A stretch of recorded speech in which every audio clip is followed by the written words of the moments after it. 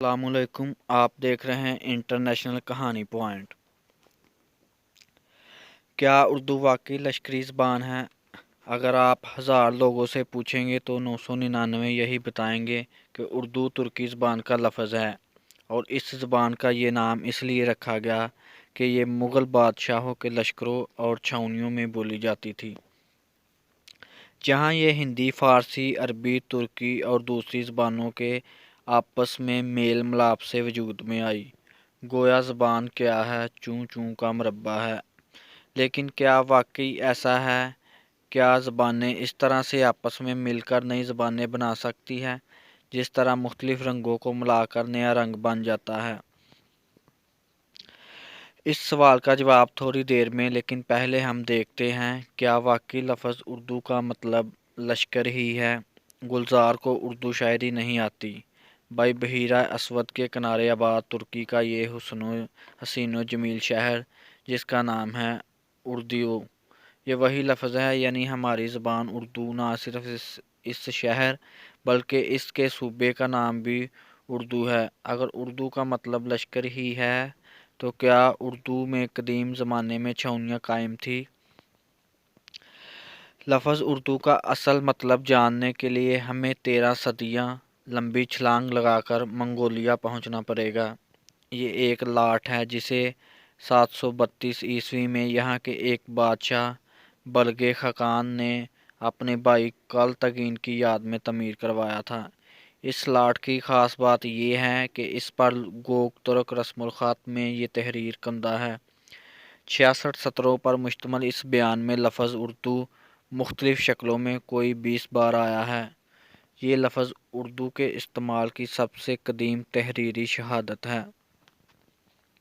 گو کہ ترک رسم الخط میں لکھی گئی کالتگین لاٹ جس میں لفظ اردو کئی بار آیا ہے، یہاں اردو کا کیا مطلب ہے؟ اس لاٹ پر لفظ اردو کا مطلب لشکر یا چھاؤنی نہیں بلکہ ریاست، شاہی محل اور مرکز ہے۔ اس لاٹ کے وجود میں آنے کے کچھ ہی عرصے بعد ترک شاعر یوسف خاص حاجب نے ایک کتاب شاہی دانش لکھی جس میں لفظ اردو جا بجا نظر آتا ہے، البتہ اس کا مطلب تھوڑا بدل کر شہر ہو گیا ہے۔ ہر شہر، ملک اور اردو میں اس کتاب کا نام مختلف تھا، وہ ایک الگ اردو کے رہنے والے تھے۔ دنیا قید خانہ ہے، اس کی محبت میں گرفتار مت ہونا بلکہ ایک بڑے اردو اور ملک کی جستجو کرنا تاکہ چین سے رہ سکو۔ موت نے بڑے بڑے اردو اور ملک اجاڑ دیے۔ اردو کا یہی مطلب ہمیں ترکی کے صوبے اور شہر کے نام میں نظر آتا ہے۔ اسی مطلب کی کچھ اور مثالیں بھی موجود ہیں، جیسے چینی شہر کا شگر کا قدیم نام اردو کند تھا۔ 1235 میں منگولیا ہی سے اٹھ کر چنگیز خان کے پوتے باتو خان نے یورپ پر دعویٰ بول دیا اور چند سالوں کے اندر اندر روس، پولینڈ اور ہنگری کو روند کے رکھ دیا۔ اس تمام مہم کے دوران ایک منقش طلائی خیمہ باتو خان کے زیر استعمال رہا، جس کی وجہ سے تمام لشکری خیمہ گاہ کو التوان اردو یا سنہرا کیمپ کہا جانے لگا۔ شاہی کیمپ کو اردو کیوں کہا جاتا تھا؟ ہم اوپر ذکر کر چکے ہیں کہ اردو کا ایک مطلب شاہی محل بھی ہے، اور اسی مناسبت سے باتو خان کا خیمہ التون اردو کہلایا۔ یہ 2 منزلہ خیمہ ہے جہاں سفر کرتا تھا۔ لوگ کہتے تھے کہ وہ اردو جا رہا ہے، رفتہ رفتہ لفظ اردو کا ایک مطلب لشکر بن گیا۔ بانو خان کا خیمہ جس کی وجہ سے اس کے لشکر کو اردو کہا جانے لگا۔ بانو خان نے 1242 میں مشرقی یورپ میں منگول سلطنت کی داغ بیل ڈالی جو 15ویں صدی تک قائم رہی۔ اسی اثنا میں لفظ اردو بھی یورپ کی زبانوں میں داخل ہونے لگا۔ اطالوی اردہ، پولش اسپانوی ہوردا، سوئس ہورد، فرانسیسی ہورد۔ 1555 میں شائع ہونے والی رچرڈ ایڈن کی کتاب نئی دنیا کے چرے انگریزی زبان کی وہ کتاب ہے جس میں یہ لفظ پہلی بار استعمال ہوا ہے۔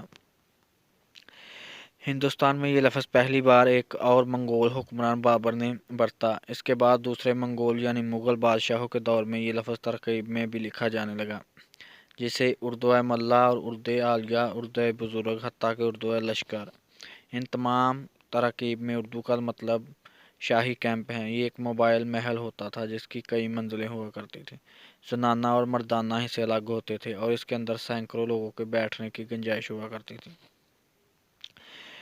1648 को शाहजहां ने दिल्ली के करीब एक नए दारुल सल्तनत की बुनियाद डाली। जैसे वैसे तो शाहजहानाबाद कहा जाता था, लेकिन रफ्ता रफ्ता इसका नाम बदलकर शाही कैंप की मुनासबत से उर्दू मल्ला हो गया। ज़बानें ऐसे नहीं बनती कि दो तीन ज़बानों को मिलाकर अच्छी तरह हिलाएं तो नई ज़बान तैयार।